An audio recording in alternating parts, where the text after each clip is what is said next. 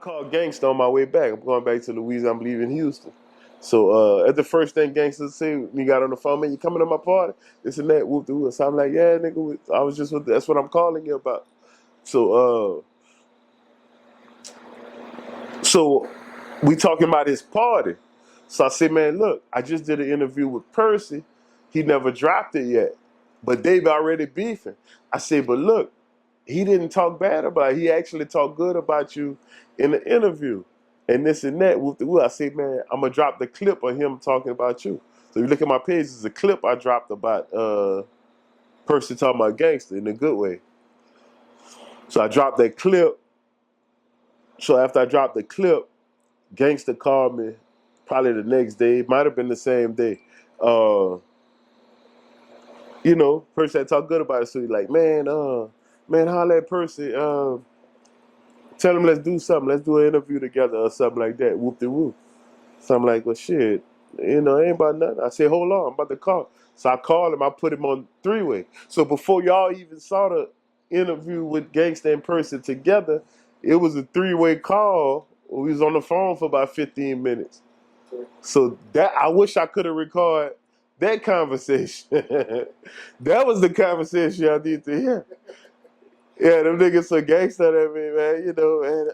I'm sorry what I said about you, Percy, man. I'm sorry what I said about you. Just, it was an interesting conversation on the three-way. So we lined it up, and me, Gangsta, we set up the date. I shot out there, and we went do them an interview together. Now I tried to bring them together. I brung them together. Everything was good. Now, what the fuck happened after that? I don't know. I can't even explain that part. They start beefing again. But they both instigators. Yeah, yeah. Look, so look, I linked them together a month later. Them niggas at each other head again. I was like, oh fuck. That's too deep for me. And Percy, bruh, and I'm gonna say that I didn't like. So when him and Gangsters started beefing the second time, I linked them together. So Percy called me. I never forget. I'm coming home. Forgot where the fuck I was coming from. I just walked in my fucking house. I just walked in my room. I'm trying to settle down, do my shit. I grab my phone. I'm looking on my phone. I see Percy going live. So I'm watching Percy live. He going in on Gangsta. So far as I know, they still cool because I linked them up. He going in on Gangsta about some shit about some paperwork what Hassan Campbell had put out, but that shit had been out. He talking about Gangsta. So he like, man, this and that, whoop de whoop. Hold on, man, let me call the nigga, hold on, man, I gotta call this nigga. I'm watching his live. He on live. Saying how you about to call the nigga to talk about this. While I'm watching his live, my phone ring. OG Percy. I'm like, he on live calling me. So I'm like, man, what's up? He caught me off guard. So I'm like, man, what's going on? Man, Hassan put this paper out on Gangsta, this and that, whoop de whoop. I'm like, I told him in the thing, I say, man, that shit was old. I been saw that shit with Hassan Campbell put out and this and that. So the conversation when he called me on the phone talking about Gangsta while he was live, you know what I'm saying? Like, a lot of people thought, because I took the clip being that, this is the internet. We all playing for views. So being that you on the phone with Nitty TV, so me and Percy on the phone about 15 minutes while he was going live. So our whole phone conversation is already on the internet as we talking because he going live and he saving it live. So I clipped the part. His video was probably an hour or something long, but me and him stayed on the phone about 15 minutes. So I clipped the part of him going live with me, and I put it on my page. You know what I'm saying? So a lot of people thought it was a cross, or I was with Percy going against Gangsta. Now it wasn't that. We playing for numbers. You're on the phone with Nitty TV. I'm going to take that clip and put the bitch on my page. So that's all that was. And me and Gangster talked about it because Gangster called me, of course. Man, what you in person got going on? I said, I said, we ain't got nothing going on, man. You know what I'm saying? Like, fuck, you on the phone with Nitty. I'm gonna take the clip and get me some views. I didn't agree to nothing he said. You know what I'm saying? Whatever y'all got going on, it ain't got nothing to do with me. He just called me talking about it. So, yeah, a few of my homeboys called me. Man, don't let Percy put you in the middle of that. And I'm like, nah, it ain't. Me and Gangster ain't got it squared off, but yeah, we cool with it. I'm glad it was cool, bro. He cool. Mm-hmm. So what made you get on Pee Wee? You know what I'm saying? What made you find Pee Wee?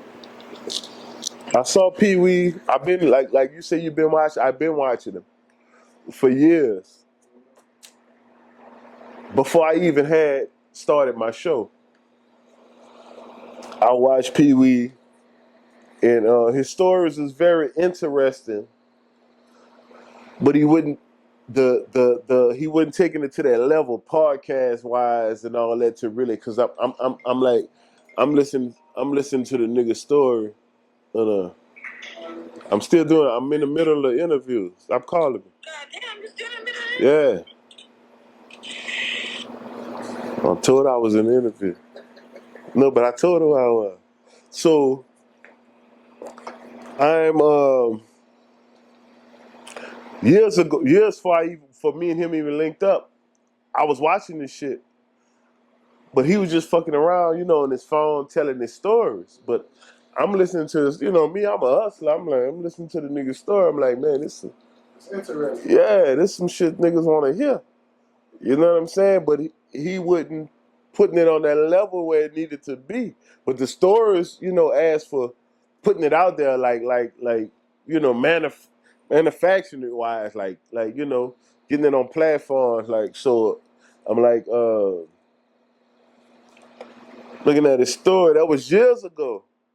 Like I said it before I had a podcast. So boom, when I started my podcast, I hadn't saw Pee Wee story or nothing in about 2 years or so. So when I ran across, it just ran across my shit on the thing. So it hit me instantly.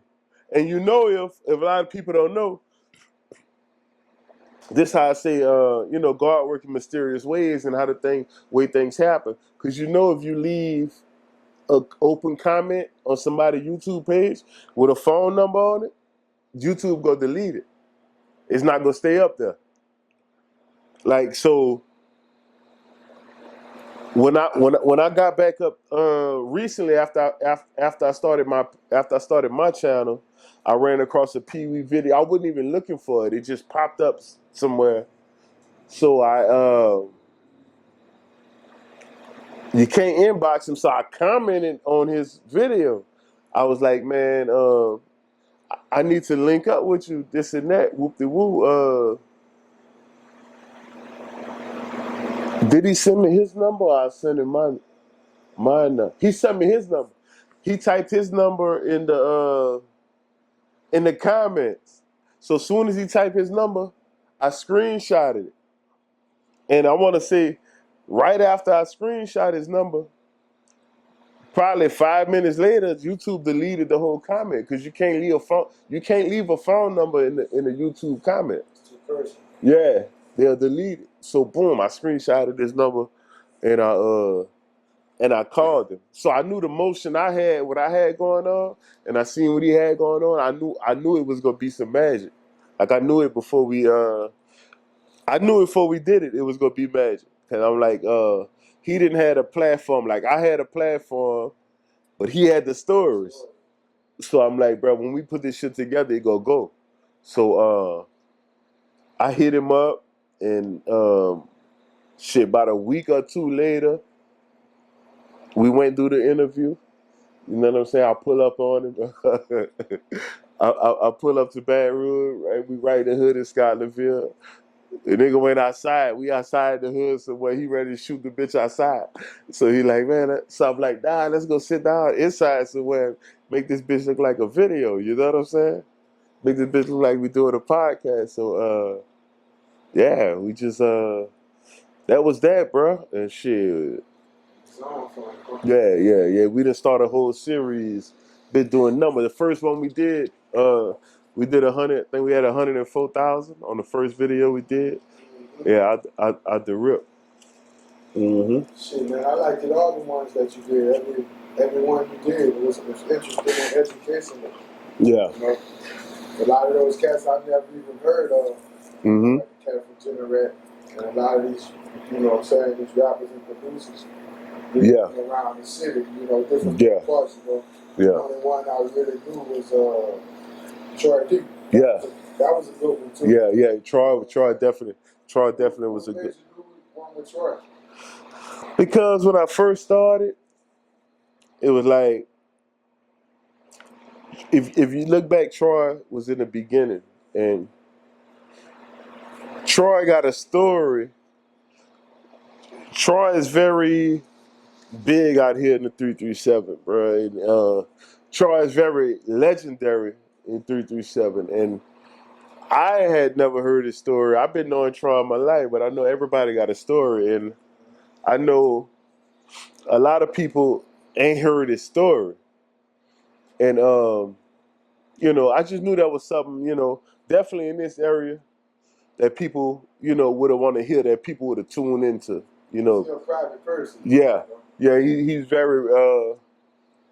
very private, man, and I know Troy D. I've been following Troy D since I was a little boy. You know, he older than me, and it's just something I wanted to do out the gate. Like I wanted to do him, Dolby. What's crazy, I never did Dolby D yet. Me and Dolby D talk on Dolby. We talk on the phone every day. All bullshit aside, like he gonna see that. You know I'm not lying. We talk on the phone every day or every other day. But we talked about doing an interview. We just never got to do it yet. But like when I first started the channel, that was my first plan. To I had Troy D in mind, Dolby D. I want to do you know, people that I respected in the area. Okay, so but if you pay attention to my channel, I don't have too many people from this area on the channel. And why? Actors, though. Yeah, the people who you go see on my channel from the 337 gonna be a factor. Like I could show you inboxes, text messages, all kind of shit. All kind of niggas want to get on the channel, and I'm not lil boying them or trying to, you know, down them or nothing. It's a business. But it's a business, and I'm in the process of building the channel. So, you know, when the channel get to where it really needs to be, then I could come back and look out for y'all. But in this process, like you got to be some type of factor. Like anybody you go see on Nitty TV, period, go be some type of legendary, some type of dude that, you know, got something to talk about. You know what I'm saying? Because it's like a lot of rappers hit me up, who upcoming rappers, like, you know, like what's what's the purpose right now? And that's not taking anything from them, but where I'm at with it right now, you know, you got to have some type of clout, you know, to be on this on this channel. You know. So in the future, you think you're gonna interview Mr. Fat? You thought about doing something with him? Fat, hold on, let me read Is he a factor too around this thing? Let's see. I hear Fat. Let me see what Fat told me. I hear Fat. Let me see. I want to get all the facts. That's why I'm looking in there. Yeah, me and Fat lined up. He said in July. I hit him up. What's it day? Yeah, May 23rd. No, May 23rd when I hit him up about doing the thing. So he was like, yeah, it's good.